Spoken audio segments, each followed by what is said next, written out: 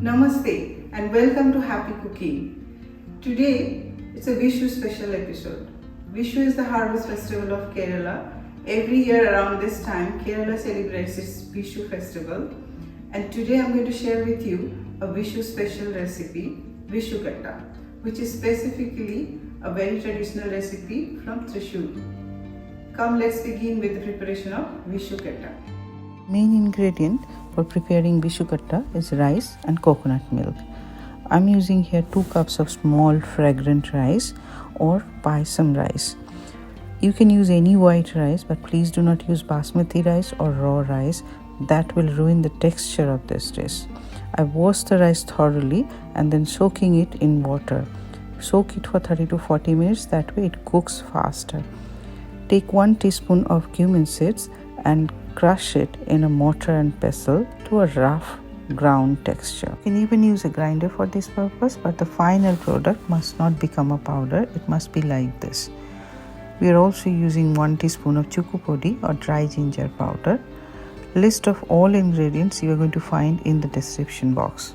Here I have taken a large and deep non-stick pot with a lid, but traditionally it is prepared in uruli, which is a heavy and thick bottomed brass pot. I am adding 9 cups of thin coconut milk to it. I will allow it to boil. Please refer to the description box to understand how to prepare coconut milk. I have given 3 different processes. Till it comes to a boil, keep stirring the coconut milk on a medium flame. It is important to let it come to a boil before you add the rice to it. So I have been stirring it for last 4 to 5 minutes, and in 5 minutes time now this has come to a boil, so I'm going to add the soaked rice to this thin coconut milk. Ensure that you mix the rice and the thin coconut milk properly so there are no clumps of rice, and cover it with the lid. On medium flame, cook it till it's 50% done. In about 12 minutes time, let me check. Yeah, this has cooked now up to 50%. Only at this stage add salt. Do not add the salt before that. I am adding 2 teaspoons of salt, but you can adjust it as per your taste. The final product is slightly salty. Mix the salt properly, cover the lid, and again cook it on a low flame till it is up to 75% cooked. Now this is up to 75% cooked. You can see it has thickened. Now I am going to add 3 cups of thick coconut milk to it. Make sure that you mix the thick coconut milk and the rice thoroughly, because the rice is quite thick at this stage. Also add the ginger powder, the dry ginger powder, and the crushed cumin seeds. Mix them also thoroughly with the rice and the coconut milk. Cover the pot and on a low flame keep cooking it for about 7 to 8 minutes. In between, keep stirring the rice time to time, just to ensure that it doesn't stick to the bottom of the pan, even though we are using non-stick pot.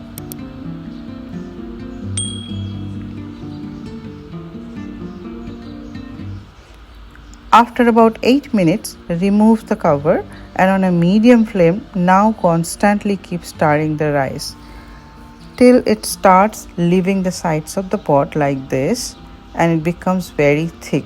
Look at the rice now, it's very thick, creamy and very mushy. This is how it should be. It's cooked now. Now I'm going to switch off the gas. Take a 1.5 to 2 inch deep steel plate or a mold or a baking tray and grease it with desi ghee. This will not only give a nice smell, but it will make it easier for you to take out the vishukatta. Now I'll pour the cooked rice onto this thali.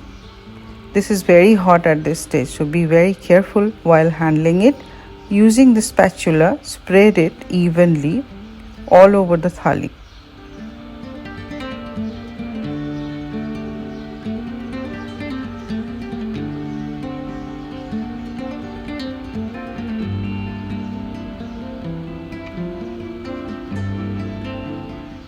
As far as possible, try to evenly spread it and try to make the top surface as smooth as possible. You can see it's steaming hot now. This has to cool down for 3 to 4 hours. Only then it will be cold and it will also set. In the meantime, I'm going to prepare Sarkara Payani or jaggery syrup. I have taken here 150 grams approximately jaggery. To that I'm adding 1 cup of milk. On medium flame, I'll have to prepare this syrup. So initially try to break the lumps into smaller pieces using your spatula and keep stirring until the jaggery has completely melted. Now my jaggery has completely melted, so I'll allow it to keep boiling on medium flame and keep stirring time to time. In about 5 minutes time, it will become slightly thick, and at that stage it will be done. So now after 5 to 6 minutes, see, this will be the consistency of the jaggery syrup. I'll switch it off, let it cool down and strain and keep it aside. Make sure you strain it. In the meantime, my bishukatta has cooled down and set. Now using a sharp knife, cut it into desired shapes and sizes. However, traditionally it is cut in squares.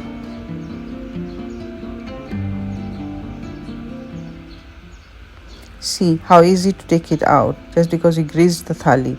And look at this. This is so soft and fluffy, bouncy. It should be like this. You can serve it with Sarkara Payani, but this is optional. You can use it as it is.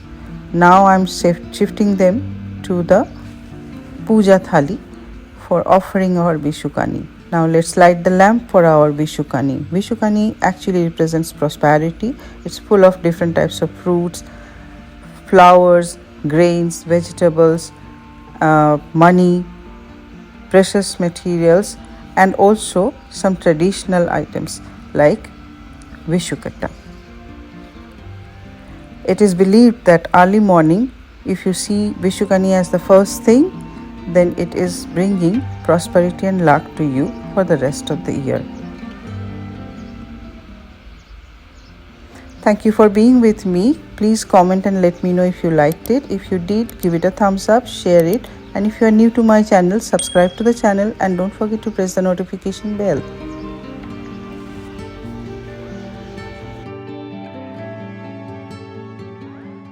By the way, 14th of April is also celebrated as Bengali New Year or Poila Boishakh or Nobobarsho. With just 2 days to go, stay tuned for the Poila Boishakh special episode. Take care. We'll soon meet you with yet another video. Happy Vishu to all of you. May this Vishu and always all of you be blessed with abundant love, peace, prosperity and good health.